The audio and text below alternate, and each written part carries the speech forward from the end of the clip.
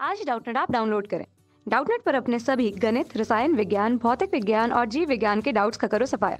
बस प्रश्न की फोटो खींचो, एक ही प्रश्न को क्रॉप करो और तुरंत वीडियो सोल्यूशन पाओ। अभी डाउनलोड करें। नमस्कार दोस्तों, हमारा आज का प्रश्न है वे कौन से कारक हैं जो नई स्पीसीज के उद्भव में सहायक हैं। तो देखते हैं दोस्तों कि हमें प्रश्न में पूछा गया है कि नए जीवों या जाति के विकास में कौन कौन से कारक सहायक होते हैं।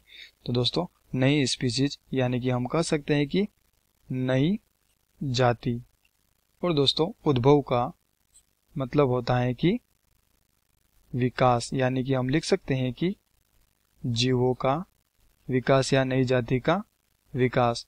तो दोस्तों नई जाति के विकास में कौन कौन से कारक सहायक होते हैं, तो आइए दोस्तों हमें इन्हें एक एक करके विस्तार से जाने। तो दोस्तों प्रथम होता है कारक वातावरण में परिवर्तन, तथा इसके अतिरिक्त दोस्तों अगर हम एक और कारक देखें तो वह है जलवायु में परिवर्तन। तो दोस्तों इसके अतिरिक्त क्या होता है कि जो मौसम परिवर्तन होता है, यानी कि जलवायु और वातावरण में परिवर्तन होता है, जैसे कि दोस्तों उदाहरण के लिए हम मान लेते हैं कि जिस प्रकार से एक के बाद एक ऋतु आती हैं, जैसे कि वर्षा ऋतु, शीत ऋतु, शरद ऋतु, तथा इस प्रकार की जो ऋतु होती हैं वह वातावरण परिवर्तन के अंतर्गत आते हैं। और दोस्तों इन्हीं वातावरण और जलवायु में परिवर्तन के कारण जो नई जातियां होती हैं उनका विकास होता है, नई जातियों या जीवों का निर्माण होता है। और इसके अतिरिक्त दोस्तों हम अगर एक और कारक देखें तो वह है प्राकृतिक चयन।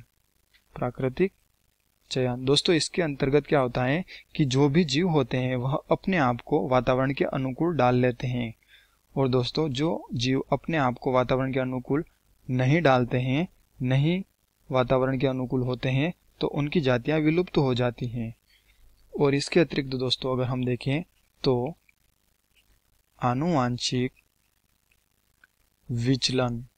दोस्तों आनुवांशिक विचलन के अंतर्गत क्या होता है कि जो भी जीन्स होते हैं, यानी कि जीन, उनके विचलन के अंतर्गत क्या होता है कि नई जाति या जीवों का विकास होता है। तो दोस्तों इस प्रकार के कारक होते हैं। क्या है यह कारक जो कि नई जाति या नई स्पीसीज के उद्भव में सहायक होते हैं या उनके विकास में सहायता करते हैं।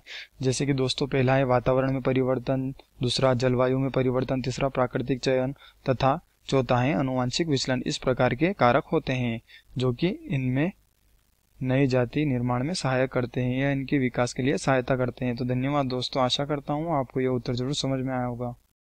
कक्षा 6 से 12वीं से लेकर नीट, IIT, JEE वो एडवांस के लेवल तक 1 करोड़ से ज्यादा छात्रों का भरोसा। आज ही डाउनलोड करें डाउटनेट ऐप या व्हाट्सएप करें अपने सारे डाउट्स 8400 400 400 पर।